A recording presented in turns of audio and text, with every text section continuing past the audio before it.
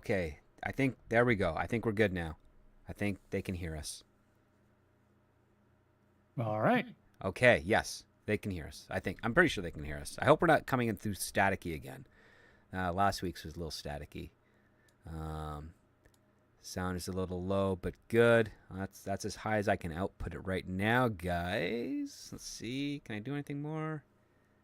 No, I can't. That's about as loud as I can get. So we'll just talk a little louder then. All right. How's it going, sir? How you doing today? Doing all right. Parked in front of a lake, keeping it easy. It's a nice time of the year, you know. The weather's kind of moderate, and yeah, happy to be back on the show with you. Yeah, happy to have you here. Well, we had for the Americans out there, we had 71-degree weather today. It was like 22, 27 Celsius for Canucks. And yeah, it was a beautiful day today. And I think that works in contrast to the type of script we'll be reviewing tonight. Right.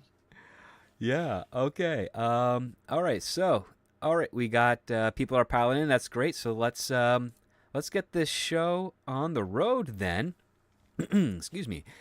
Welcome to Scripts on Saturdays, the only screenplay review show on the interwebs discussing scripts both professional and amateur, circulating around Hollywood, giving you, the TV and movie-going audience, a behind-the-scenes and inside track on what writers are pushing and what producers are buying. I'm your host, the Script Doctor, and joining me this week, for I think the 6th time, is CC Karaoke. How are you doing, my Canadian friend?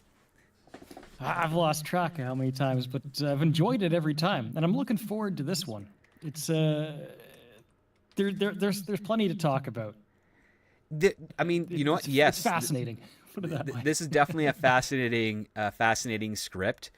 It's titled "Down Came the Rain." This placed 52nd on last year's blacklist with 9 votes. It's written by Katie Found, who has done a short film, and she's directed a low-budget feature film. So she's got a handful of credits to her. And Down Came the Rain, the logline is as such. When a woman gives birth to a spider, she begins... yeah, that's a lot to take in right just there. So when a woman gives birth to a spider, she begins to question her unraveling reality and the psychological and arachnid horrors of postpartum motherhood. CC, what's the general synopsis of this script? When a woman gives birth to a spider, she begins to question her sorry, I'm reading the logline again. Oops, It's sorry. okay. But after a tragic stillbirth, Mary is pregnant again. This time with a genetically altered child designed by her husband Charles. But something feels horribly wrong. As Charles drives a groundbreaking scientific mission, Mary gives birth to a baby spider. Though initially horrified, she gradually comes to love it as her child. But her maternal instincts lead her on a frantic search for a unique source of food to nourish it. How far will she go to protect her child and survive this nightmare? So this premise is quite a fascinating one, I found. And it's kind of good timing because we're approaching, the season of horror and Halloween. And this definitely has that type of vibe to it. And it's got a little bit of Rosemary's Baby and Demon Seed aspects to the premise. Yeah. What were your initial thoughts of today's script, Cece? Well, you kind of see it in the logline and the synopsis. There's almost 2 different premises going on here, like 2 different movies, and I feel like the writer was kind of not really committed to one or the other, and that does hurt the script. And that's not to say I don't love other parts of it, and we'll get into what we did and didn't like. But on the one hand, you have this psychological element that the logline talks about, right? Yeah. The unraveling reality is what she is. Is she experiencing? Like, is the spider actually a spider, or is it just a baby child? You know, are the people around her, do they mean her well or do they mean her harm? Right? Mm-hmm. Is what she sees is it what she sees and hears and experiences at all? Is any of it real? And I think there's a lot there. Mm-hmm. When you look at the synopsis is going a little bit more into the spider itself and her journey to feed and nourish the spider, and her kind of journey as a new mother to the spider. So you have Yeah. two different kind of aspects going on there. And so you ask about my initial impressions of the script. Well, I kind of went into it expecting a story about abuse, about domestic abuse, right? That was kind of my initial. If you look at the script itself, you know, Katie leads with a quote: "There is nothing stronger than a broken woman who has rebuilt herself." Right. And then we were talking prior to the show about the first page, so that's probably where we should start. Yeah. So the first page, because I had a lot of similar takes from what you just said. I thought, okay, this is probably a story about domestic abuse, trauma. Is what she sees the reality of the situation, or is it a delusion? All those types of stuff. The first page opens with our main character, Mary, but she's 10 years old. And she's knitting, and she's singing a little poem about knitting.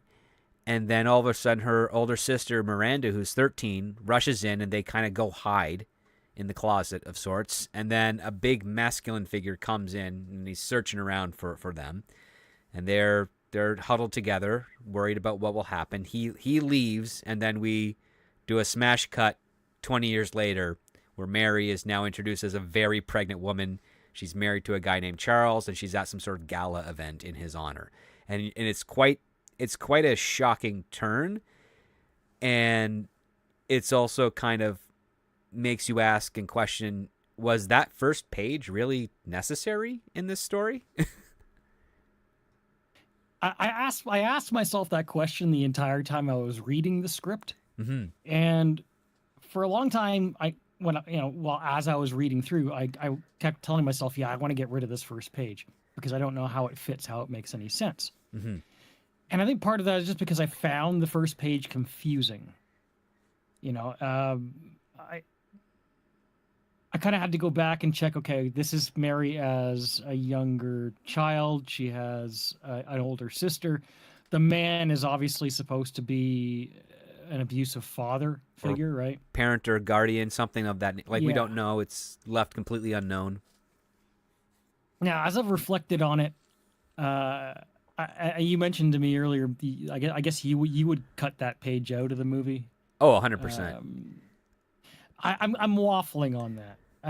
The reason I say that is because I do think I think we need to understand, at least in some capacity, however it is that that's communicated, that Mary has grown up in an abusive household, right? Yes. Because a very core part of this script of this movie, movie to be made, hopefully, is her trauma, right? Mm-hmm. And so I don't want to cut out the fact that she experienced it growing up. So if I cut the first page out, I'm not really sure how we'd replace that. Well, usually in situations like this, you're talking about backstory and how do you integrate it into the current story. And I think that could have been handled with the Miranda character because she is Mary's rock when she's around. And unfortunately, Miranda is not around much in this script at all. But you get a sense, like at this party, that Miranda is there for her little sister. She feels more stable with her. There doesn't appear to be any conflict between Miranda and Charles, and I think that was a missed opportunity. The whole character of Miranda is not really utilized here. She's barely in the movie. We know that she's Mary's sister. We know that they have an inseparable bond. Mm-hmm. We know that Miranda is the one person in this world that Mary can trust, right? Yes. That A part is lot. established very quickly, but it's completely it's like an abandoned idea. Yeah, and that is unfortunate because I mean, it's made clear that Mary trusts nobody, right? I mean, she's always skeptical of everyone and everything around her. That people are not really what they seem. But Miranda is that one character in the movie that is that Mary does believe is what she seems, right? Like Yeah. Miranda is the real thing if everything else is not.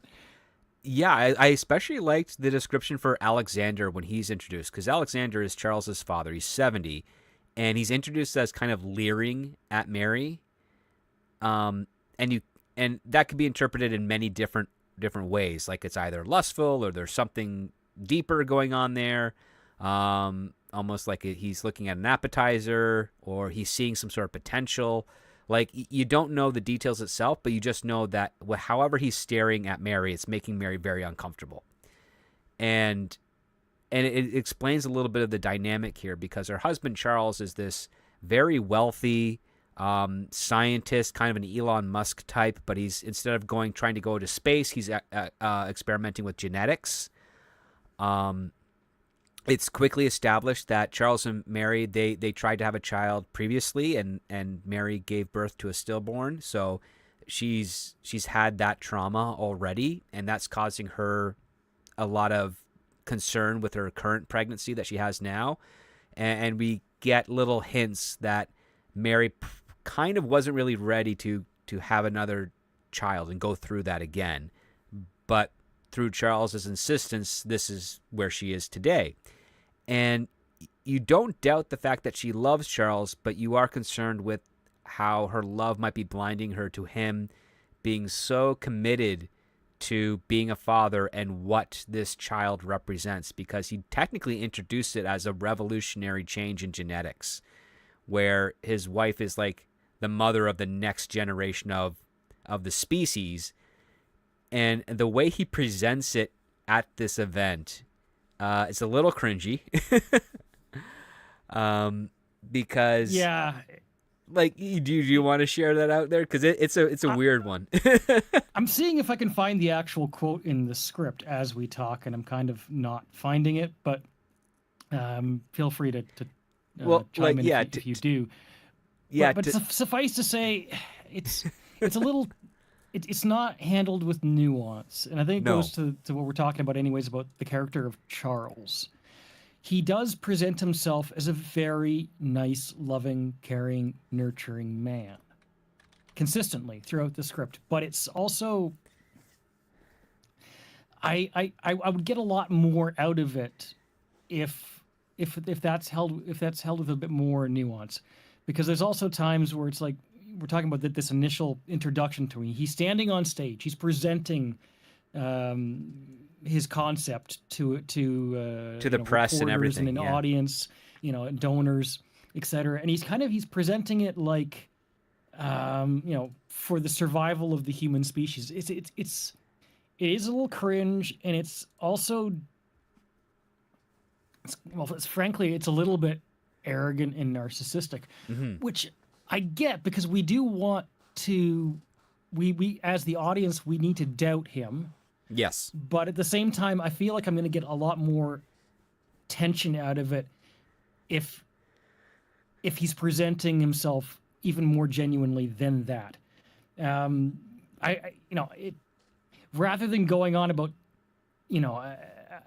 about the survival of the human race, bring it down to something that's a little more palatable to a general audience, about things that we think about in our daily life, that's a little bit more, say, humble and down to earth, about the potential for modern science to correct genetic flaws, to make us less susceptible to, say, cancer, for example. Yes. It's like if you could manipulate the gene in the fetus to ensure a much lower percentage chance of getting cancer, wouldn't you do that? And that presents a much kind of a a more That's a more, relatable and kinder, right? yeah, more relatable, more Um, kinder, a little bit more nuanced. Goes back a little bit to like the Omega Man story where that they were yeah, experimenting with viruses to cure other viruses and such. This case here, what makes it lose a little bit of nuance is that we find out within the first 25 pages that one of the reasons he's doing this is he wants humanity to be able to survive the effects of climate change. But we find out several pages later on, well, that may be one of the reasons. The other reason is that he believes he has achieved the perfect mutation of a human being so that they will never get sick, and like they'll never get contract cancer, they'll never have liver disease, never get any virus. No virus can survive in their bodies. They'll be immune to everything, and they'll be living a long and healthier life. If they inverted that in the presentation, I think it would have had a bit more. It'd make that more niceness last a little bit longer, and then you kind of see a little crack in the shell when he talks about the climate change, because now you've got another agenda going in there. It's not just the preservation of making humanity better. It's like saying we're trying to correct a mistake that other science has created, or whatever type of propaganda or any type of implication that you want to throw out there, to give us a little bit of more doubt to the character, because as we follow Charles through the script and through Mary's perspective, we start to have issues with how he is handling the situation that he's created so far. And I think that works better in that order than how it was initially presented, because we spend a lot of time in this city. They live in a penthouse in a very fancy hotel. They've got a nursery all set up, and Mary finds herself kind of frequently alone, but always wanting to talk to Miranda and have her nearby.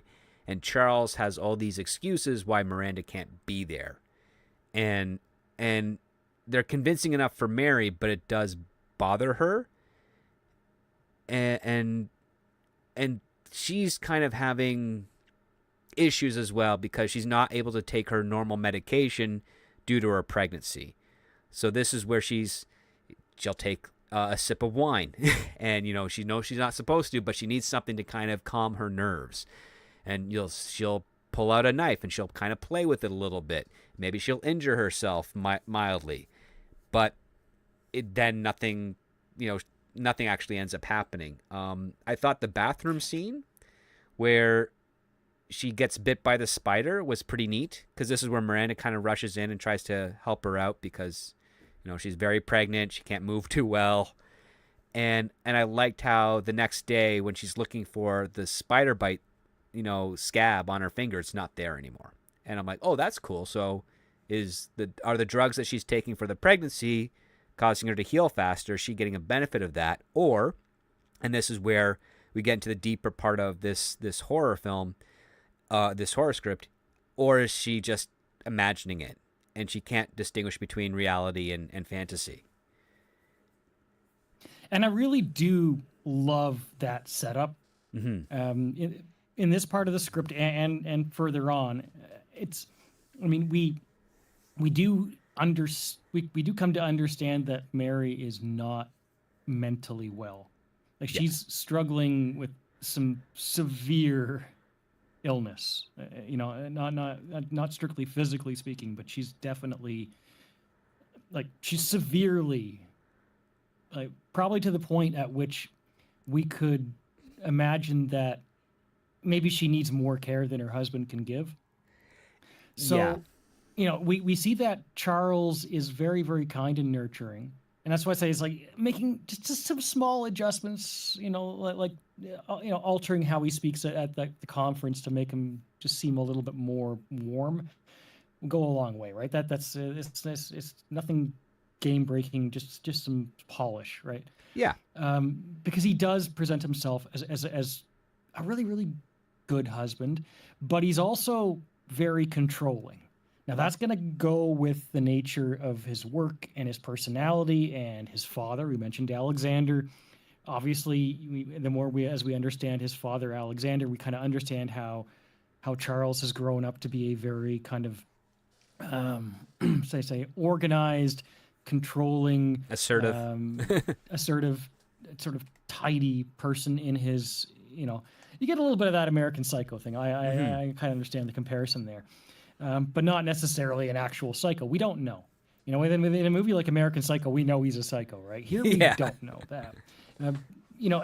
Every time that he tries to, to control the situation with Mary, it is kind of presented out of what could be shown as love, right?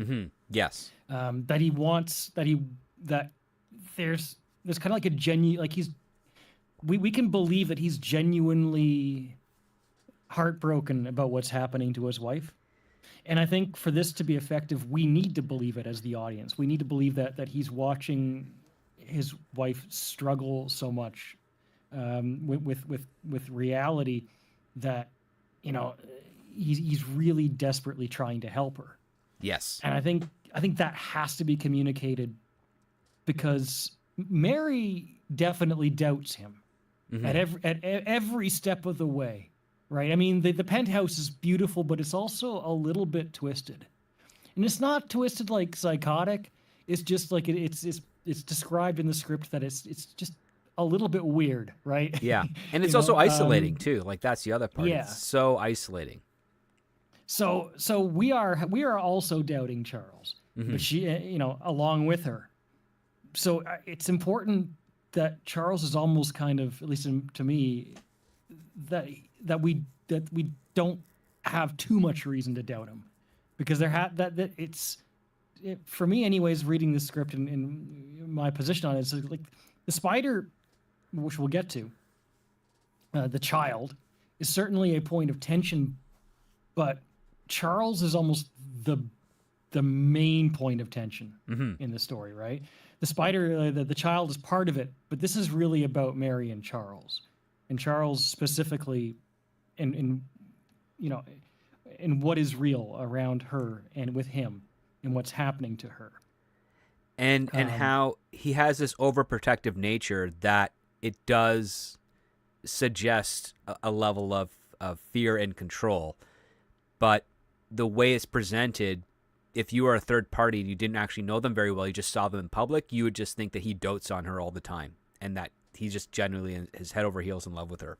And I thought that was a really well played dynamic with this script. Like, I have to give props to Katie Found on doing that. Like, she didn't make you hate Charles, but she definitely made you want to scrutinize him to be sure that what is being presented is authentic, or is it just another delusion of Mary's of sorts, right? And I dug that. And then I also like the fact that when she's presented and left alone in the penthouse while Charles is kind of mingling with the people to try and get, additional funding and additional attention before he can go back to his wife, we do a cut to the medical examination where she's not at a hospital. She's actually at her husband's facility, and the doctor that works for him is the one, giving her the full examination and making sure that she's all in good order. And we find out that she's in perfect physical health, and that the baby is great. But one of the coolest aspects of it is she wanted to see an ultrasound, and both the doctor and the husband are saying, well, that's not necessary. But she just really wants to see it to give herself a little bit more peace of mind, because she has that trauma of the stillbirth, lingering in the back of her mind. And we as an audience are very conscious of that. So we understand her eagerness to be like, I want to see how the baby is looking inside, because I don't want to go through that again. But we have her loving husband and we have this doctor who just kind of brush off that thing. It's like, it's not necessary. You're good to go. Where you're 4 or 5 weeks away from being due, an ultrasound at this point is not necessary. But I liked the fact that they kind of push back against it, because it is an old design to set up, the reveal that happens in the second act. But I also found it a little bit confusing, right? Now, maybe I don't know enough about how these situations work, but I needed a bit more convincing as to why they wouldn't let her see. I and this is where I get a little conflicted with the script because it's okay. Are they not going to let her see it because they know that it's a spider baby, Mm-hmm. or is there a more practical reason? Like as me, as a reader, as an audience member, if I'm to assume that there's something wrong with the baby and that's why they won't let her see it, then I'm being driven down understanding that that's what I'm supposed to understand about the story and about the script. Mm-hmm.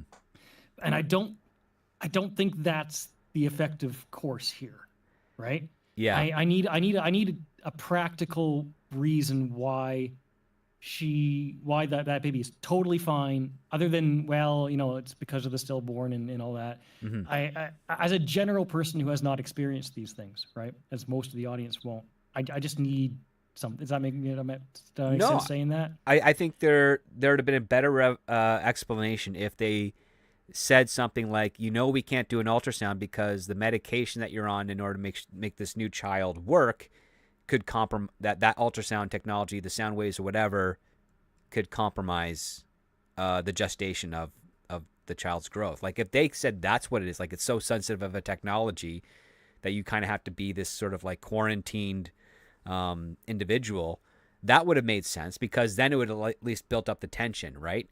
Where they're using basically like blood work and a general physical to determine the pregnancy like they would have prior to the invention of the ultrasound. And so you as a mother or you as a parent would be like, wow, if they're using this advanced technology to create this child, yet they're using primitive technology to monitor its growth and progress, that's an interesting conflict, right? And that could have been something fun to play with as an opportunity in this script for character, because right now the only medication she's getting is stuff that's supposed to help with the baby's growth. It's like pills that help with the baby's growth, but they also make her tired, and she can't go on her normal medication, which it seems like it's like an antidepressant or an antipsychotic of some kind. And ideally, and like the justification for that was way better explained than the justification for not conducting an ultrasound or anything that would allow her to see how the child is doing inside. Yeah. So I mean, I like I said, I take a little bit of issue with how that's executed, but I Mm-hmm. don't mind the process of the fact that she's there not just to be checked out and to satisfy Charles in the process, but also because she is convinced that there is something wrong, right? Right. And she is struggling. She's really struggling. So that's what leads us to Charles making arrangements for them to get out of the city, away from all the lights and the cameras and all of that noise, and go somewhere quiet. And so I don't mind the actual sequence in general Mm-hmm. of going from the penthouse where she's, Where she's playing with a bombarded knife. by the city life and technology too. Yeah. Yeah, and there's some there's some self deletion messaging going on here with her, right? Yes. And we know that Charles can see that because he finds her in that situation, and that kind of leads us to the doctor's appointment, Mm-hmm. and it's what also leads us to him making the decision for them to go away to the family home in a quiet town, Yeah. for the process of the birth. So I like that, right? Oh yeah. I Yes. thought it was basically there's this logical conclusion where he basically says, I'm going to take time off work. We're going to get out of the city. I'm going to take care of you until our baby is born. And that's when you'll see everything is okay. So he's bringing all the medical equipment from his company with them in the back of their SUV, all the medication that she's going to need, and they drive out to the family home. And now this comes into something we talked about a little bit before the show, where up until this point, I was fairly certain, because of the type of language that was used in this script, that this was taking place in the United Kingdom. But Yeah, I pictured it being there as well while I was reading it. yes, because the language is very much, they don't say mom, they say mum with a U. They don't say putting stuff in the trunk. They said put it in the boot. The lexicon was very much British, but as the story progresses, we find out that the penthouse took place is located in New York. He had to go to New York to do a New York Times article, and then he finds out that Miranda, Mary's sister, was in Chicago doing something for work. This is pretty easy to change, I would say. There's nothing about the script.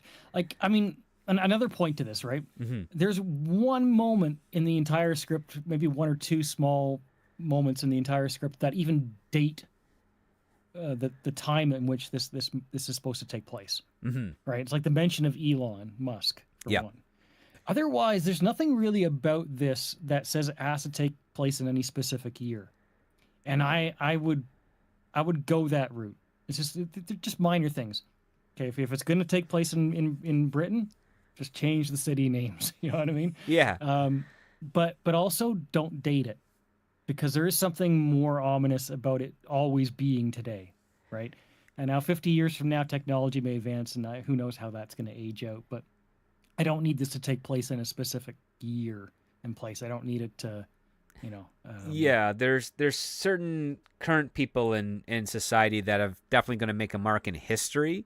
To play around with them actively in your story does allow it to be dated a little bit much. I mean, some of the more interesting science fiction films that I can think of, like say Transcendence, actually a couple with Johnny Depp actually, where it's the future, but they don't provide anything that concretely dates it to current day. There's something a little bit abstract about it. Gattaca is a great example, right? You know it takes place in the future. It's got advanced technology, but it's also very contemporary for the time that it was made.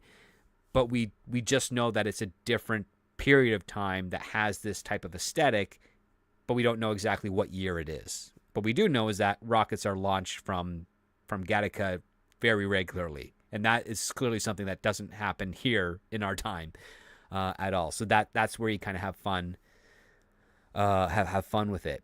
But yeah, I think if they didn't do that type of name drop, or if they did any type of name drop, it was about acknowledging the accomplishments of scientists from decades past, and that Charles would be putting his name among those names as well, as opposed to dropping the very obvious Elon and wanting to go to Mars mission that he's endeavored.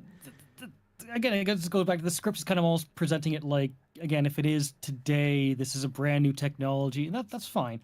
But Gattaca is one of my favorite movies, and I appreciate when it's just a little bit murkier. This notion of genetic alteration, we may be dealing with it for a very long time, whether it's legal or illegal. How the laws may take that in the future, I think it's going to be something that we're going to struggle with for a very long time.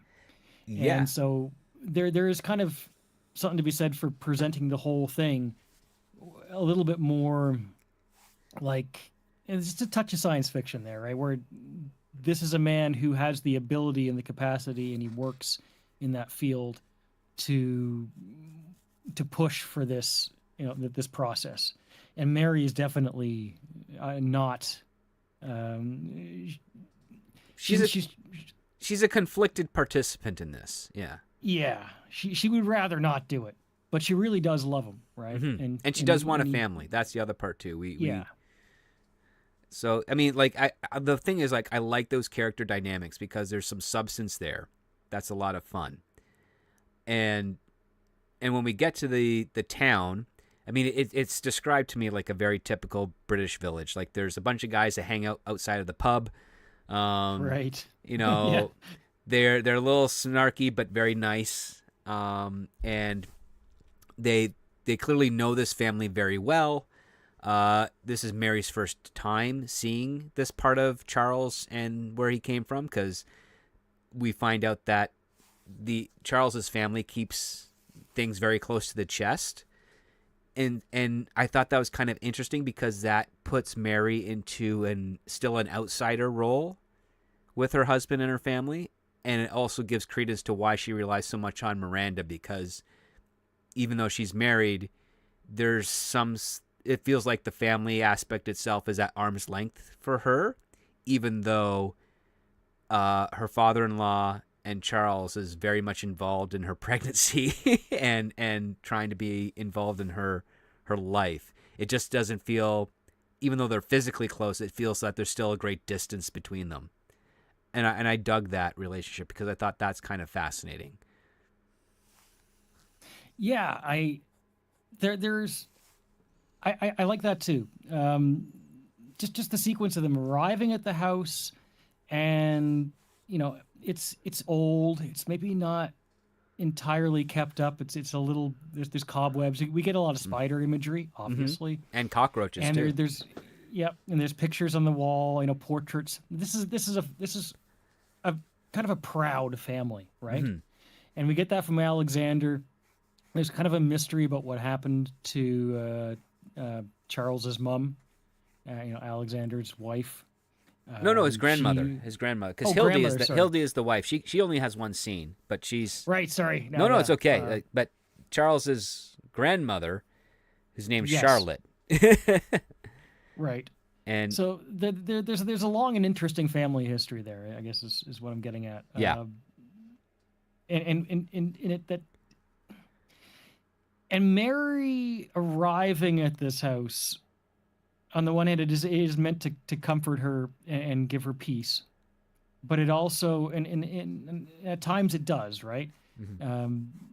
Because she's able to kind of separate herself from all that noise. And there's a nice moment, where she kind of she's looking in the mirror in the bathroom, and instead of holding a knife to herself, she kind of feels beautiful for a moment, right? Right. And Charles even compliments her too. Yeah. Yeah. But the house, kind of like the penthouse, it's unnerving, right? There's something that's just not quite as warm and welcoming as you'd like. And I love some of the parts of this script, right? Because one of the factors that's going on here, right, is that Mary does seem to be losing a sense of time. Right. She's not she's forgetting, she's there one moment and then the next moment days have gone by. And she only thinks it's been a single night. Yeah. Yeah. And I love that because it brings us into this it brings us into that question of her own sanity. And one of my favorite moments where it's utilized is where it's not just that she goes to bed and she wakes up days later. It's where, I think Charles is answering the door or something like that, and she's in the bathroom, and she feels beautiful, and she looks up, and suddenly he's standing right behind her, and there's something very, very frightening about that, but it's also that he should not actually have gotten all the way to the bathroom in mere seconds, because he was down at the door answering the door just a moment earlier. Right. So she lost time while she was awake, standing in front of that mirror. And then suddenly he's right behind her. And on the one hand, I can just feel like as a viewer, it's like, okay, that's really, really freaky. What is he? He's suddenly, he's there, right? Yeah, he just appears. But on the other hand, he probably, in the actual passage of time, he answered the door. He was, he cared about his wife. He wanted to know that she was okay. So he went upstairs and he entered the bathroom, and he was probably trying to reach out to her. But she was kind of in some other state, right? Yeah. And but as the audience, we don't see that passage of time because she doesn't. And I love where the script plays into that. I enjoyed that as well because as they enter the house, they basically say, oh, yeah, we got to clean up, we got to set up things and whatnot. And as each time Mary goes from one room to another, seeing it in its old state, when she goes back to it, and what appears to be, the way it's described in the script, appears to be in the same moment. When she goes back to it, it's completely, the room is completely changed. It's cleaned up, it's renovated, there's new furniture in there. She goes into the sitting room where a majority of this script takes place, and beforehand it was kind of dank and dreary, and then she goes to bed, and then the next morning is completely changed, and it's all nice, and it's still dreary to a point, but it's cleaned up and it's organized. And across from the sitting room is now the nursery, which is set up exactly as it was in the penthouse. And she's lost as to how this could have been done in a single night. And we find out from Charles that it wasn't. It was done actually over several days, and she actually helped him do it. And she just doesn't remember. And we get another moment of that too, where she sees a brand new blanket that is knitted, and she's staring at it, wondering like how it got there. And Charles is like, "Oh, admiring your handiwork." And that's a really clever line, because that allows the audience to infer that she made this, but she can't remember that she's made this. And these all kind of happen around a period where Charles is coming in and providing her the medication she needs for her pregnancy. And we're connecting the dots as the audience, realizing that these pills that she's taking are causing her to either go into an altered state or lose part of her short-term memory. And I thought it was really cool, because this is where we start building up the idea that maybe Charles is not a useful or a trustful character for Mary, especially when we find out that she's doesn't have access to her phone, even though it's in the home, and that Charles is taking care of all the communication between the family, between him and her sister, and Mary's just kind of relegated to just stay and rest and take your meds and eat your food, where we find out that she's a vegetarian or vegan, one of the two at this point.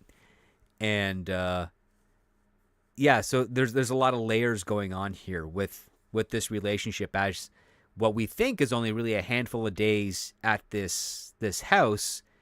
The reality, at least according to Charles, is that they've been there for a few weeks.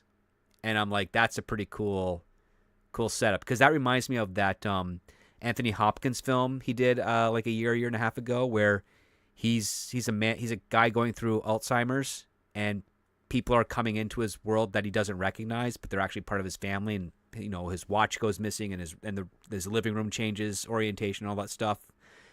And from his perspective, it feels like it's just happening within the confines of a day, but it's just his memory is going in and out, and he's not able to collect it. And so we're watching his struggle with that. I felt there was a nice little parallel with Mary in the pages of this script. Yeah, I really enjoyed that. And I know this particular, with reference to the phone, right? Mm-hmm. She doesn't have her phone, and there's a moment, it happens a little bit later, but for all intents and purposes, she goes looking for her phone at one point, right? Yeah. And she finds it, and you're talking about the again, mason jar scene, right? well, both scenes. There's two scenes here, right? Now I'll start with the phone scene. There's a scene a little later in the script when she's searching for her phone because she wants to get a hold of Miranda, right? And we'll have to figure that one out, because where is Miranda in all this? It's sort of indicated that she's not been told where they are. Yes. I need a little more clarity on that. She goes looking for her phone. Charles is the only contact in it. Did she remove the rest of the contacts, or did he? And I want to question that as the audience, right? Yeah. And it's the same thing with the jars. She sneaks into his office, and there's all these books about genetics, right? Mm-hmm. There's also jars of what appear to be preserved fetuses. Now, the script kind of has her seeing them as human, but it later kind of makes us question whether or not they were actually just animals. Yeah, because there's a ton of mounted animals on the walls and stuff, so could this be another storage of it? Yeah. Either way, it's pretty creepy. Yeah, it is. Effectively creepy. But the point is that she perceives them to be more grotesque than they actually are in reality, mm-hmm. right? Or she may. Are these like are these actually like human experiments in jars, or is it just a kind of a creepy collection that's in jars, right? Right. Is Charles keeping Miranda from her, or And I would have liked this is what I'm looking for. It's actually on page 45, where she does manage to contact Miranda, right? Yes. And Miranda's on the phone with her, and she says, "I'm trying desperately to find you. Can you tell me where you are?" Right? And if I'm honestly, I didn't like that because it's too direct. I Yes. still want the tension of the mystery. If Miranda's desperately trying to find her and she can't, that just tells us straight up that Charles is doing something bad. And I Yeah. still want to wonder about it. Maybe you could even have it wherein Miranda says, "Yes, I've been there. Don't you remember it?" Though that also raises other questions when it comes to the baby later on, right? Because the only people who can see the baby, which we'll get to, are the people she doesn't trust. The thing with Miranda as a character is she's the one person in this movie that she does trust. So whatever Miranda sees, if Miranda sees something in a certain way, then we as the audience kind of are to believe that this is not a figment of Mary's imagination. This is actually real, Right. right? Because Miranda is the trustworthy person here, which is kind of why it's a bit of a shame that she's introduced as a character and then kind of mostly forgotten about. But it's also why I don't want to know that she's desperately trying to find Mary. I need something better to be done with her than that, because that's too direct against Charles. And I want that tension to remain in the story. Yeah, because I would have really liked an idea where Mary does get Miranda on the phone, and she says, "I really want you to come out here." And Miranda says, "I just left that place like 2 days ago. I spent the whole weekend with you." And that would have been fun, right? Because that's what I was thinking while I was reading it. yeah, Because we know that Mary's losing time, and that just drives even more questions to what's going on, because Miranda's the one that she's supposed to trust. Now, there's another idea. It's not in the script, but it's an idea. Is what if Miranda is not real? that'd be cool too. I would kind of love to see that taken, because then you could actually have Miranda there at some point, telling her that, kind of backing up Mary's beliefs, right? Telling us that it's real, but she's not real, right? Oh So it's yeah, part of because Mary's that goes into like imagination. the whole mind messing aspect of what's happening. Because like this script does a fairly decent job building the tension and delaying the log line essentially, and Yeah. and it's done really to try and make Mary, make us feel as alone as Mary is in this home. And there's a lot of confusing aspects, but I think what's actually kind of cool is that we get that little change just a few pages later, where she wakes up and she's actually going into labor, and she desperately wants to go to the hospital and deliver this baby with doctors, but Charles is saying, "We don't have time. I'm here and I know what to do." And so we get this fairly, it's not obscenely described, but it's decently described, birth. And and Mary sees part of it. And it's described as basically a long black hairy leg exits, followed by several more, and then Charles delivers the baby and swaddles it in a blanket, and there's no talk of an umbilical cord, which I picked up on. And he looks at what is essentially a child-sized spider with 8 eyes, 8 legs, the whole deal, covered in hair. And he reveals that it's a girl, and that she's beautiful. And Mary's staring at this thing, completely traumatized. And when Charles tries to hand the baby to her, she is freaking out. And as any normal person would be. And this is where we get that. This is the crossing of the bridge moment, the point of no return, where Charles doesn't react to the appearance of the kid. Mary does. but at no point does she say what she is seeing. And this is where I get a little bit of my frustration, because sometimes you, especially when you have a character seeing something that doesn't make sense, it's always usually a best idea for at least yourself to verbalize it or vocalize it in some way as a means to sort of readjust your perspective. And it wouldn't be complicated to do that here, because he can say he knows that she's unwell. Yeah. So it will be a good opportunity for him to be sympathetic to her in that moment too, right? Right. And to look confused and to confuse us further, because it doubles down on the fact that he at least is presenting the idea that he does not see the child as a spider, despite the fact that she's saying that it is. So I like that idea, and it should be in there. She never says it, but she can easily say it, and it wouldn't really alter anything significantly about the course of events, right?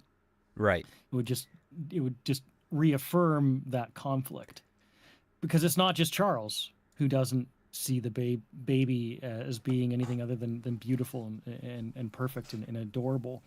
It's also Alexander and his wife, and his right? wife and Mick, the guy that's helping them out every once in a while. Basically, everybody involved is not going to indicate that this is a spider baby, right? Correct. The only person that we as the audience might necessarily trust, say Miranda, for sure, right? Yeah. If Miranda says it's a spider, we're meant to believe that Miranda's telling the truth. Or a general passerby, like a general... just a general pedestrian audience. or something. Yeah. But they're in the middle of nowhere, and that baby's not going to encounter one of those people, right? Similarly, during the birth scene, if there was a doctor in the room, maybe more equipment, I believe that the doctor could be in on it. So I'm okay with that too, right? Oh, you yeah. can have that there if you want. But they kept it very intimate. I did like the fact that the spider baby doesn't scream; it chirps. Yeah, I was wondering what you would think about that, because part of me was thinking, what if it did sound like a human baby? Yeah, like I was thinking a little bit of that too. It's like, if it sounded like a human baby, that probably would be to reaffirm the fact that it's a delusion that Mary is seeing with her eyes. But because it chirps instead of cries, I think that just adds on to the additional senses for her with regards to whether or not she's completely succumbed to psychosis or not. Because like, she's freaking out, and what's kind of fascinating, and this seemed a little strange to me, having known 7 newborns up until their now adulthood with my godchildren, is that as soon as Charles delivers the baby and it's chirping and whatnot, and Mary is freaking out so much so that she's leapt out of the bed and is on the other side of the room, which takes a lot of adrenaline after just passing a child with no drugs, no epidural, nothing. Charles is like, I think our daughter's hungry. We better, start breastfeeding. It's like, it's been 5 minutes.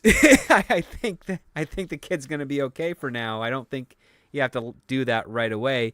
But I do like the intensity of it, because she's seeing this spider and she's like, I don't want its fangs or mandibles or whatever clutching her. But she doesn't express that visually. She just says it's a thing. And it's not her child or anything. And then Charles, of course, gets like really concerned, and he chalks it up to basically just a postpartum delusion.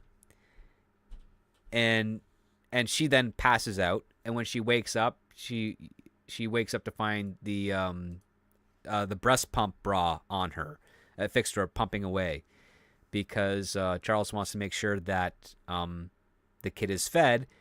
And he doesn't believe in formula, because he's citing, records that formula-fed kids don't have as much cognitive and immune response as breastfed children.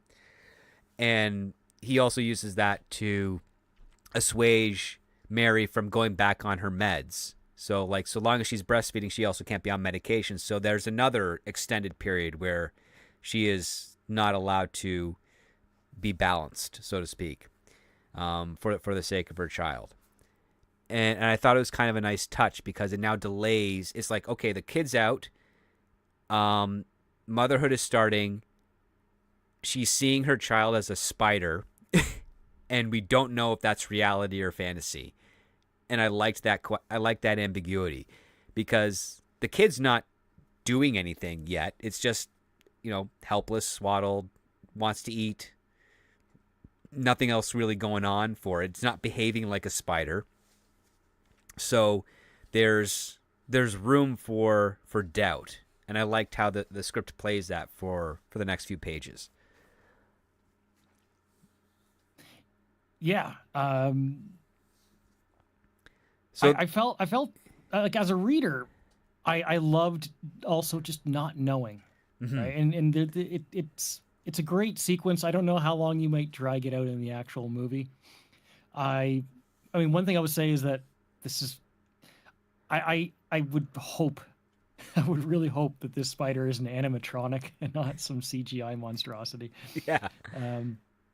Because not just because it would look better on screen, and especially at a low budget, which this film would be, but because I don't need my own illusion shattered on this. I'm gonna see it as a spider on screen, but I don't need it to necessarily be doing spidery things, right? Right. Less movement is good, and that benefits an animatronic, right? Yep. I want to see it kind of doing some baby-like things, but be in the form of a spider. And there's some great little bits here where it's like, one member of the family, I can't remember who exactly, is singing the nursery rhyme, the Itsy Bitsy Spider. Oh yeah, that's Mick. So yeah, that comes later, but that's a good one because Mary's still drifting in and out of consciousness for the next few days. She hasn't held the baby yet. She's terrified to do so. Alexander and his wife Hildy come by, and they see the child for the first time, and they just dote on it, and they don't acknowledge how it is. However, we have this funny story from Hildy saying that she also despised Charles when he was first born for a few days too. So it must be just a thing with regards to the heirs of this family. And Mary is trying to play it up normal. Like, she's trying to convince herself that what she is seeing is not reality and that everything is actually normal. And she's having a very difficult time doing it. But then, to your point, we have this one interesting aspect where Alex and Hildy have gone back home. Charles gets a phone call saying that he has to go to New York to do a 2-page spread on his company because everything is kind of ramping up. He doesn't want to go, but Mary's very insistent. And, she asks him some interesting questions because they've got now baby monitors positioned all over the house. They're not just audio monitors, they're visual ones that connect to their phones so they can always see camera-wise what's going on. And she wants to know, okay, yeah, go do this. It's very important for the company. I love you. I support you, all that stuff. What time is the interview happening? And he's like, 7:00. And she's like, great. You should go do that, and then you can come back and tell me all about it. So she's left for the day with her spider child. And she is just sitting in a rocking chair, counting the minutes until it comes to 7:00. And she does this very, very creepy thing where she heads downstairs to the basement and turns off the breaker so that the entire house is blacked out. And then she grabs a can of bug spray and a candle. And as she's trying to make her way back up, from this darkened basement to the darkened home, her feet and legs are starting to get covered by cockroaches. So she's got to shake them off. And I'm like, this is a pretty creepy scene for something so simple. But I like the fact that the writer brought in these tools that make us, as the audience reading it, connect the dots that she is going to flamethrower this child. It's one of my favorite sequences in the script. Yeah. And just the way it's described before she flips the breaker, where it's like the animal heads on the wall have glowing red eyes, and Yeah. she believes they're cameras. Hmm. You know, so when she flips the breakers off, the glowing red eyes go off too. And it's also a stormy night. Of course, it's a stormy night, Of course. right? So the darkness is interrupted by the lightning, and the script has it so that when the lightning flashes, you see the spider crawling up Crawling the up the wall. side of the wall. This is the first time the spider does something spidery, and you could tell, like, if it's done by a really good director, it would be the creepiest thing to see for the first time after seeing the Oh fact yeah, that it's been born. Yeah, so like, I'd be happy with it just sitting on the wall. yeah, Just being stationary because I still want to not be sure if it's in her mind or not, Hmm. right? So I don't need it to do anything too completely absurd. But just the kind of she's looking for it and she can't find it, right? So it's the presence of it in the room, right? Right. And as she's about to get ready to do the horrible thing, there's a knock on the door, and it's Mick, who is the guy that's been helping out. He's been bringing groceries. He's dropped off some gifts for the kid, and he's just like, "Oh, I was in the neighborhood. I saw your house was all blacked out. Did the storm, trip the breaker?" And Mary is like, "Yeah, Did I he guess." arrive because he was let know that this happened, or was it circumstance, right? Yeah, we don't know for sure, right? Like it's all ambiguous, but he's presenting it as if it's circumstance, but it could have been, it could have been Charles noticing that the feed was cut, and he contacted Mick and said, "Hey, can you go check the house?" And I like that because I like that sense of uncertainty. And what I also enjoyed is the fact that Mary, she's staying close to Mick as he goes into the house, and he knows his way around easily because he's been in here before. And he does remark like, "Oh yeah, you kind of cleaned up a little bit, but it's still a little shoddy, what have you." He goes down to the basement, shakes off a lot of the cockroaches, reactivates the breaker, heads back up, and he's like, "Oh, you got the swing set I left you. You built it." And this is now the first time that Mary has seen it, so we get another confirmation that more time has passed. And I liked how subtly that was done. And then he's joking about how the kid's in the swing set already. And you're wondering, well, how did it get there? Like, it was, when we last saw it, it was on the ceiling. Before then, it was on the ground. How did this kid make its way there? Like, did Mary put it in there and completely space out on the time? Like, we don't know. But then that goes into what, the nursery rhyme that he starts singing to this child, who I guess we forgot to reveal. The family has decided to name the child Charlotte. So Right. a Yeah, little Charlotte's cringy. Web. Yeah, Charlotte's Web, a little cringy, but that is, I'll just say this, it's not the permanent name at the moment. But yeah, like continue on, CC, with Mick and his whole spiel with the kid and the swing set. Well, it adds a whole nother layer. I don't know exactly what page we're on here.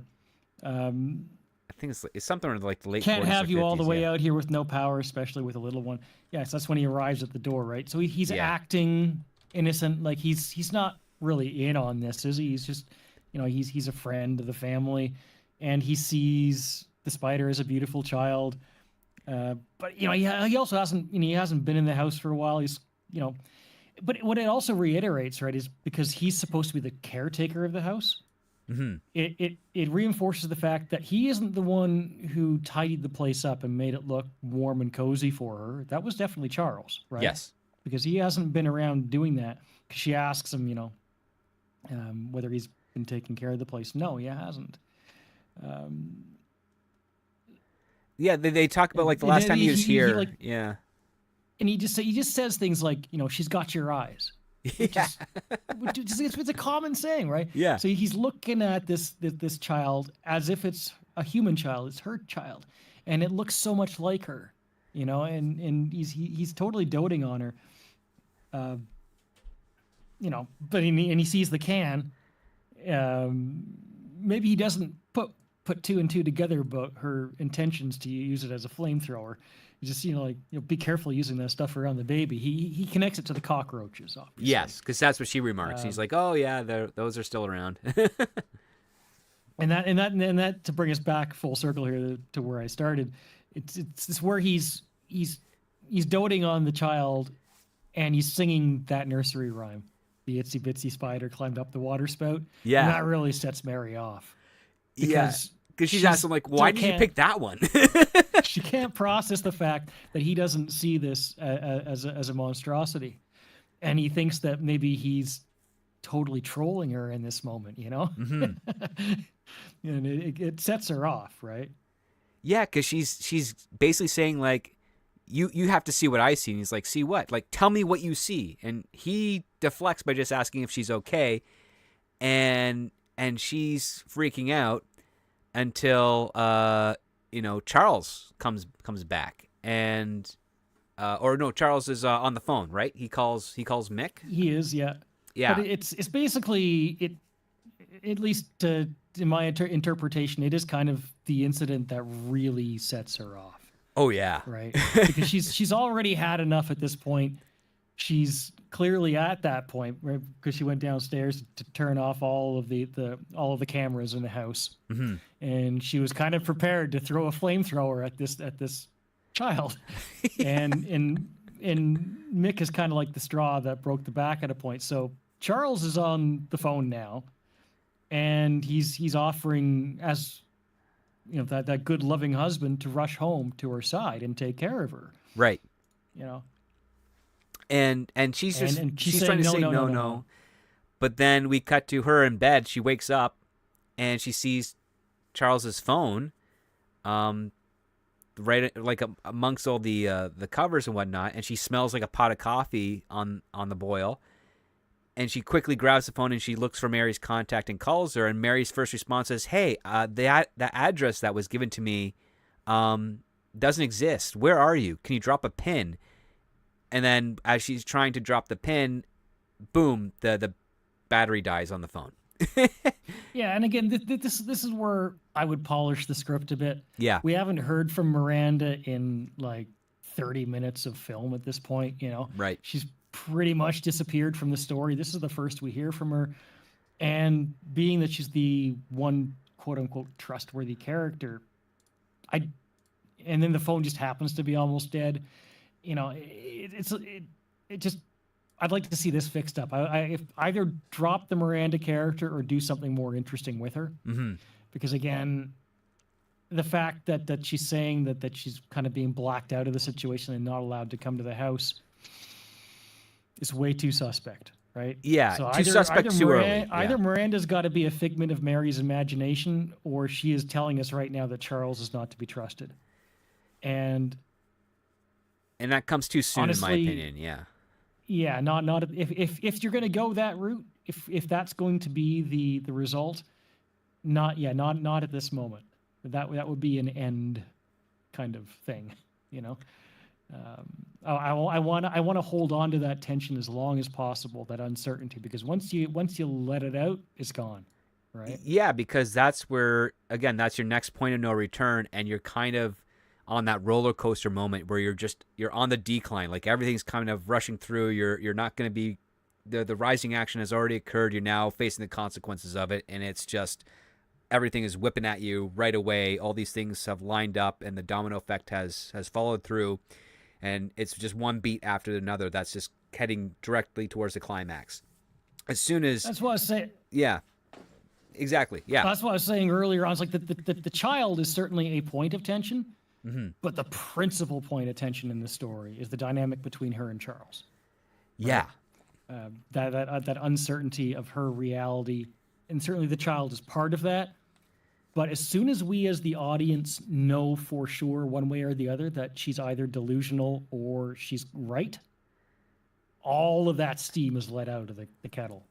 Yeah, especially because we have that Miranda character pretty much giving us a piece of evidence to confirm a point of view that was left ambiguous and with attention deliberately. So I think it broke it too soon. I'm very much in agreement of that. But it's also a very easy fix. Yeah. It's not overwhelming other parts of the script. That one moment is pretty well in isolation.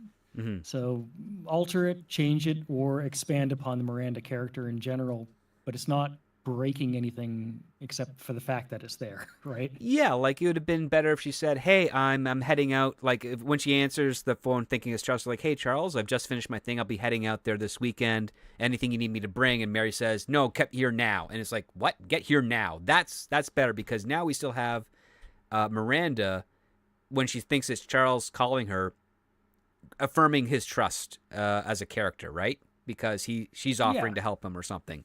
But when I've Mary got to bear says in all these other mind, parts, yeah, I've got to bear in mind it's been weeks since they got to this house, right. right? And that's the other thing. I mean, you can certainly handle the moment of communication with Miranda better, Hmm. but it's also been weeks, and this is Mary's rock. This is like the one person most important to her in her life that she can trust and believe.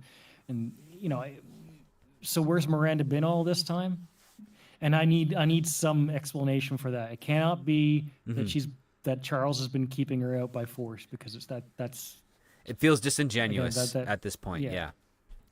But I Um, mean, if it'd been a few days, sure, right, but not after what's probably actually by this point probably been a couple of months, right? at least a month minimum, or two, Yeah. because we have a couple of interesting beats. The first one, and this is a creepy one. I really like the visual way it's described here.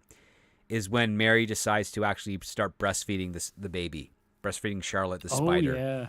and like it's described as like its mandibles kind of pinching, and she's reacting to it where you don't know how it would be played. Like, would it be played like a spider bite, or would it be played like a child latching on? Like, you don't know.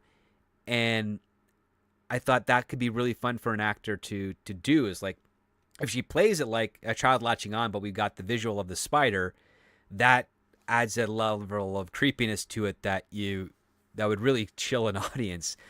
Um, Oh yeah. and and I just like the idea that, I mean, it would be a weird visual. It would definitely make people who find breastfeeding uncomfortable way more uncomfortable on top of that. But it's fair to say this is probably an R-rated movie. Yeah. It would. I mean, there will be ways around it. Again, this is a little bit of a nitpick. Hmm. I don't think any of the swear words in the script are necessary. I would just take them all No. out. When it comes to a visual like that, you could probably obscure the breast, and keep your PG-13. Hmm. But there's definitely some wonderfully frightening visual descriptions here, and then that's one of them. And I think It's, the it's breastfeeding of the spider, that's like, I mean, that would be your second big talking point when you tell your friends about this story, this movie. It's like, not only does she give birth to a spider and she's freaked out by it, but eventually she's put in a position where she has to breastfeed it. Like, there's just no way around it. And you see this little giant spider, latching on and getting nourishment. And you're like, well, it is a like, it is a great dynamic for her mm-hmm, throughout the process as well, that we see, and I enjoyed how that plays out, because when the baby's born, she's absolutely horrified, but you know she does warm up to it over time and start to really kind of act as a mother, mm-hmm. right, and care for it, and the breastfeeding's part of that. Um, but it also holds up her distrust of Charles, right? Because throughout this entire film, she loves Charles and Charles is good to her, but she can't shake that feeling that he's an absolutely horrible person, right? Mm-hmm. And if there's one thing to be said about a mother and her child, especially as she begins to see the child as being hers and wanting to protect it, she wants to protect the child from Charles, right? Yeah. And then that definitely fuels a motivation that more intensifies, I guess, um, her because there's a lot of moments in the script where she looks at him and his family with real disgust. Yes. we do believe that she feels like the right thing to do is to love him, but she's never truly convinced of that. There's this part of her that absolutely despises him, no matter how good he is to her. Yeah, because he And does all the good things. Like everything he does physically, the actions denote that he is a good husband and a good person. But there's also this stuff that's happening underneath, like the fact that we find out through Mick that his grandmother was institutionalized and and he never went to see her. never went to see her. His parents never went to see her, and Mary, knowing that she's not, like, she's very self-aware that things are, what she's seeing is not right, and her Yeah. reactions to that are definitely telegraphing that she's not of sound mind, and she's also desperate to get back on her medication. And she gets to a point where she's like, I don't want to be put away like your grandmother was. You will not do that to me. She tries to talk to him about it. Mm-hmm. Right. He ends up locking because she finds her room, right, the room, the grandmother's room, Right. and goes in it at one point. And then in the next scene, all the doors in the house are locked. Right. Yeah. Obviously, days have passed, but for her, it's a moment.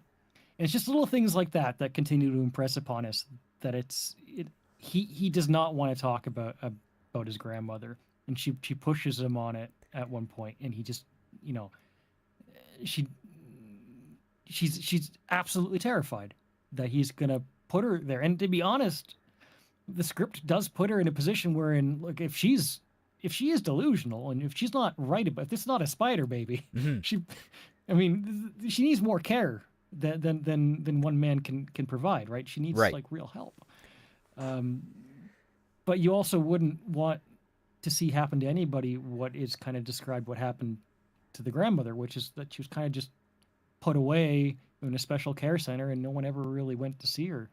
Yeah. know? The only communication we find out that she had is that Mick was actually sending her Christmas card letters. And this is the first year where she didn't reply to one back. So he assumes that she passed away. And given the fact that Alexander is like 70s, that grandmother would have to be, 100 years old at the oldest, right? Yeah, it depends. I mean, Mm. I guess the way this is figured, Mary's depicted as being 30. Mm-hmm. We can assume that Charles is probably a little bit older. I don't know if it's specified. Yeah, he's in his 40s. Like that's pretty much. Yeah. Now, if we go back far enough, to be fair, people did have kids earlier and earlier. Oh So, yeah. but she would have to be in her 90s, which would be not unrealistic, but Nope. definitely where you would put somebody who might have um, a deteriorating mind, and this is a very sad thing, Mm-hmm. Oh yeah. and But maybe just because it's unclear whether she's still alive, or how long, if she's not alive, how long she's been dead for, right? exactly. Charles will Because not answer the question. no, Charles won't answer the question. Mary is assuming that like grandma's been in the institution for like 30 years, and she doesn't want that part of her life. And this is kind of where she gets to this other type of breaking point. But Charles does manage to like calm her down, and this is where like we get this scene that happens a little bit later on. Like Charles isn't aware of it, but the spider baby is just sitting on the ground, and then it eats a cockroach. And this is where things kind of start to escalate, because as they're getting as Mary is getting a bit more used to this spider baby and figuring out what's going on, Charles is also getting, is seeing this as seeing like, oh, she's taken to motherhood. Like he's inferring that, okay, she's finally got out of this weird phase. She's connecting more with our kid. This is beautiful. This is wonderful. Mary then just decides to seduce Charles, and they head into the bedroom, and this is like the first time they're going to be together since who knows how long. And It is indicated throughout the script that she does not like to be touched. right. And if we're gonna go with the history of abuse, I think there's a good communication there about how that's very believable. I would before we move on to this point you're describing here, I will say it is described throughout the script that he is frustrated by the Yes. fact that she doesn't like to be touched by him. Mm-hmm. I think that point could be handled with more nuance than it is presently, but I do like it. Right? It's realistic given her trauma, um, and it would be something that he's going to struggle with. Something we can actually maybe at least empathize with him on, Mm-hmm. right? If not sympathize. So this is something again. I would like to see it handled with more nuance throughout the story, wherein he's maybe not quite so desperate. He comes off as a little too desperate sometimes with that. Yes. Um, but I do want to see how much he wants to hold her, right? In a like, I want to see that presented in a mature way because when this moment comes, Mm-hmm. it is finally a moment where she's going to let him hold her, right? Yes. And this is something where he's the way it's described, he's not rough, but he's not gentle. Like it's kind of like his emotions and hormones have kind of they're at their peak. And it's an intense scene, and it gets more intense when the spider baby enters the room, crawls up the ceiling, and then is above Charles, and he doesn't see it. At the same time, Mary's got her knitting needles hidden under the covers, and she reaches for them. And it's this really well-paced scene where the spider baby lowers itself on spider silk right above Charles's head and then bites into him, killing him. And it's a quick cut to Mary in the shower washing off the blood, and we don't quite know exactly if what we saw really happened or not. And this is our cutoff point with regards to spoilers. So we'll talk around a little bit of it, but it was a pretty cool, shocking moment in the script that I found. And we don't know whether she killed him or the baby did. Or the baby right? did. Like, because this is the point now where you have to ask yourself, okay, if the spider baby is real and the Charles and his family are just accepting of it and that's what they intended to see, and Mary, for whatever reason, maybe the medication had robbed her of the knowledge of that's what was going to happen, we don't know. But if that's what it is, then Charles was killed by his daughter. Or is this just a fantasy that Mary is using to cope with the fact that she had just murdered her husband? We don't know. And without going into spoilers, I will say I love the imagery immediately following this moment. yeah. Because it's explicitly described that it's as if the entire house changes. Right? Yes. The lighting changes, the color scheme changes, and I would love to see that on film. Because she does, like, again, it goes straight to the bathroom. She cleanses herself, and it's like for a movie that's filled with so many shadows, now it's filled with sunlight. Right? Exactly. And one minor spoiler is that her loss of time vanishes now. So there's now continuity between day and night, and when she goes to bed and when she wakes up. And that's a very interesting change that I appreciated with the script after this point. And the following steps that happen afterwards I thought were logical set pieces, and I like the changes and how Mary's relationship with the spider baby evolves. But again, we're not going to get into spoilers, but I will say the ending itself, I don't think it stuck the landing. I agree with you on that one. And my kind of first reaction to this whole thing was that maybe the death of her husband should come much later Mm-hmm. in the story, because it is, I mean, there's so much tension built around that, around him. Mm-hmm. It's not just the baby. Once you take him out of this the situation, while I do love anything that will show us life after him, and I don't mind seeing some of that depicted, what she does after that moment. I think that's important. Mm-hmm. I don't necessarily need to linger on it too long, because simply the relationship between her and the child is already being explored, right? Right. And I just I again, we won't get into the details of it, but honestly, I would, although there's only minor things I would change before this point, polish, say, to apply to the script, I would much more heavily rework anything after that point, and I would probably shorten it. Yeah. Because I think from that point there, that is really where you're kind of rushing towards the finish line of this script. Like that's your last point of no return that you can get away with. And then at that point, Mary is committed to the actions that she's taking, and it should be a bit more contained with regards to like the page count and the story pacing.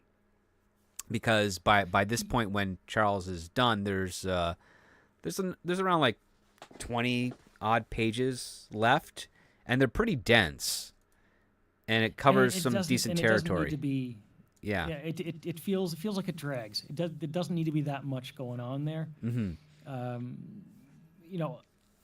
Her husband is dead. We'll assume that's not a fantasy. Mm-hmm. So the logical conclusion is that somebody's eventually going to have to find out, right? Right.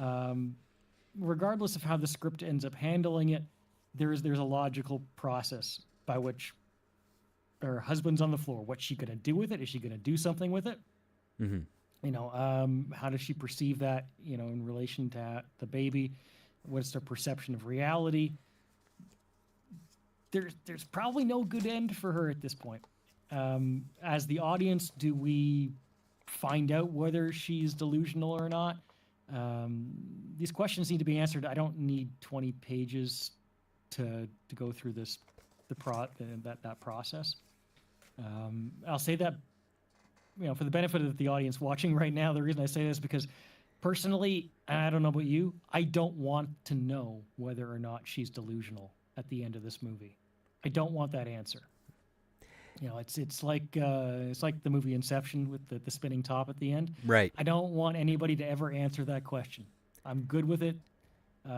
It's a great talking point. It's a great, it's great to think on as a viewer, and it if it answers it, I feel like that might cheapen it. I don't know how you feel about it though. I can see that. I think there would be more fun and more conversation without a committed answer to whether or not the child is a real spider or not. At the same time, I feel like Hollywood producers would say we need an answer, and then you get into that, that foreign film high tension territory where the victim's been the killer the entire time and nothing makes sense now. Yeah. And I think that'd be a disservice to this concept, because it's a very creepy, fun idea, and I think the writer nails a strong relationship and the doubt between Charles and Mary. But to your point, because I fully agree with, is that Miranda is presented and is a needed character, but incredibly underutilized. She's forgotten about for in film time, probably like 40 or 50 minutes. She just disappears. Yeah, like and it's just and you can feel that absence, because you kind of need that there to help be an additional guiding point for Mary, and you could use her in ways to, reaffirm or build up Charles's trustworthiness, or you could use it to better pepper around the eeriness of the situation. So yeah, like there's definitely got to be a better way to incorporate her to give this more of a dynamic, because this script, for the majority of it, it's a two-hander. It's mostly just Charles and Miranda. Oh, sorry, Charles and Mary, and that's good for budgeting, but it feels like it just needs to be interrupted a bit more with the third party. And I think Miranda would probably be the better one, because Mick is a brand new character. There's already a distance there. Alexander, the in-laws, that's a completely different type of situation. It's not the same with regards to what is set up between Mary and Miranda. And I also think exploring a little bit more of that and why Mary relies so much on Miranda might actually allow for a better payoff once we get to that point where Charles dies. Well, you were mentioning that earlier, how we don't need to have that depicted on page 1 of the script, right? Right. We can build that relationship a bit throughout the movie. And again, since the death of Charles takes place on page 71, if we're going to say that the ending needs to be tightened up and kind of redone in general, you need to you have room to add some dynamic in those first 70 minutes, right? Right. I don't mind it. I think this is a good film to be 90 minutes, not 120, so that's fine. Mm-hmm. But if we say that we're going to say polish up the ending and kind of make it more satisfying, that more satisfying ending might be 10 minutes instead of 20. Now you got 10 minutes to devote to Miranda and that relationship and a little bit of backstory and understanding the characters better, and to find different ways of creating tension around the uncertainty of the house and the baby and what's real outside of the immediate relationship between Mary and Charles. Yeah. While still keeping it at a 90-minute movie. Oh yeah, because that will go a long way. Like you can exploit things in a very compressed amount of time that gets the job done. But with this type here, you don't really want to go further than what you need to. And I think, to your point, you could probably push Charles's death within the last 10 minutes of this story. A lot easier with just by shuffling in a couple of scenes and introducing Miranda back into the fold. Heck, I think it would probably work better to maintain the tension to have Miranda be there before the baby is born, and because the baby's born around like page 58 or so you could probably insert 10 pages of Miranda being in there, supporting Charles, supporting Mary, doing all that stuff. Then she has to leave for work, but she'll be back. So then we have that ticking clock part where, okay, now that the baby is born, we have to wait for Miranda to come back to confirm whether or not the kid is a normal kid or a spider kid. And then that's where you can start having, the Charles stuff, the in-laws coming in, doing their thing, Mick doing his thing. Everything to kind of just really have fun with the fact that everybody else is acknowledging the child as normal, but the one person that she needs to trust is, a few days away. And Mary is still having that issue with being able to clock time and the passage of time and figure out, when her sister is going to be returning. So yeah, there's something to be played with in that regard, and I think that would really elevate this script to something that would be a bit more accessible to the general audience. Yeah, I love that idea. So, Cece, we spent a good 90 minutes talking about this script. What is your verdict on this? As if you were a producer or just a regular audience member, would this be a green light or a pass for you as the script is in its current condition? I mean, there's a difference between current condition and what I believe its potential is, right? Mm-hmm. Um, if I there are points when I was reading this script where I thought to myself, this has the makings to be a true cult classic. There's also some real issues that need to be figured out, and we've discussed them. So while if I had to work with this script, basically as is without any kind of freedom to polish it up, then I would have to pass on it. But if I am in a situation where I can take this script and help get it to where I think it's capable of being, then I am eagerly picking this thing up, because I think that there's a really really awesome movie in it. Just needs some work. And Yeah. then it's I would have I would love to see a finished product in that regard. So So it's I'm in agreement with you on that. In its current state, I would have to pass on it as well. But if I were pitched this script and I told the writer I want to change the third act and a little bit of the second act just to incorporate Miranda and get us to that big twist faster or into a better position.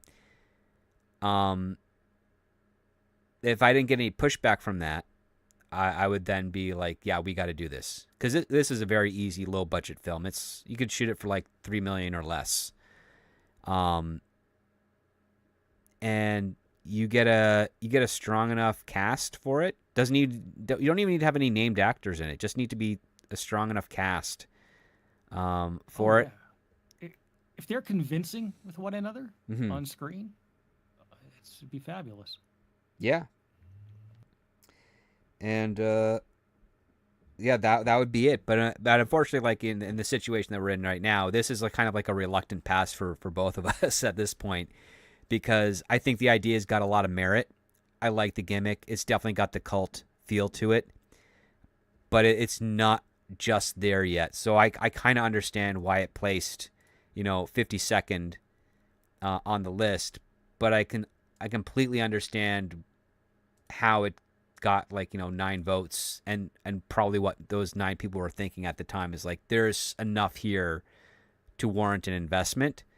But other producers are probably in our world or our perspective right now thinking it falls a little bit too short to really fully commit at this time. I'll just add to that I've noticed with some other scripts on your show here that we've read and discussed and experienced. There are times where fixing it is just almost a seemingly impossible task because Yeah. because there are things that are so completely broken. I'm not sure that's actually the case here, right? There's a No. lot of little polished things, and even with regards to remixing that third act, it's really just like a jigsaw puzzle. You take some of those elements, you put them in different parts of the script, you expand upon Miranda. There's nothing so broken that a little bit of time and polish couldn't help, so long as creative people who care about it were allowed to do so, right? Right. And I think that could be the case here for this. I think this is actually this is one that could really benefit from just a tightening up, and really only just a little bit of the second act and the third act. Not on a whole lot there, just a little shuffling and a little bit more insertion of Miranda. And that's kind of, it's good that it needs to be it's only simple aspects that need to be adjusted in the script as opposed to the complex one. I think that's to its benefit. But yeah, I would encourage people to read the script. And remember, if you're a member on the Patreon, I can provide you that. If you're not, which is not a problem, just reach out to me on the Twitter X's, and I'll be happy to hook you up with it. Only stipulation is don't try and make it go viral, because there's always a shot that this writer might be in negotiations, or might be getting the notes that we're providing from another source, or maybe they'll stumble upon this show and listen to our awesome chat about the script. So with that said, CC, let our listeners know where they can find you. I mean, if you like to sing karaoke, or you just want music that, it's instrumental, because sometimes it's easier to focus on a complex task when you have instrumental music, right? Then you can always find me at my YouTube channel, CC Karaoke. It's in the chat. You can check it out, look through my playlists, and enjoy. And sometimes you can see me with Script Doctor on Midnight's Edge After Dark on Tuesday and Thursday afternoons, 4 p.m. Pacific, 7 p.m. Eastern. That's right, and it's always a blast chatting with that crew over there. Dude, I want to thank you again for coming by the show for another awesome conversation. I loved your insights. Looks like we got a lot of love in the chat as well. We'll definitely have you back again next month. Of course, Halloween, some spooky, some horror scripts. Maybe we'll have something that'll work out well there for you to return with soon. With that being said, I want to thank everyone out there listening, whether it's live or on the replay. Again, if you enjoyed this show, please do all the liking, the sharings. If you are so inclined, I appreciate your support over on the Patreon. It does come with a 1-week free trial at the base tier, which gives you access to all of my old articles and posts, and screenwriting reviews, screenwriting tips, and so forth. I want to wish you all a wonderful weekend. And until next week, guys, never forget, when it comes to great story, it all starts with the script.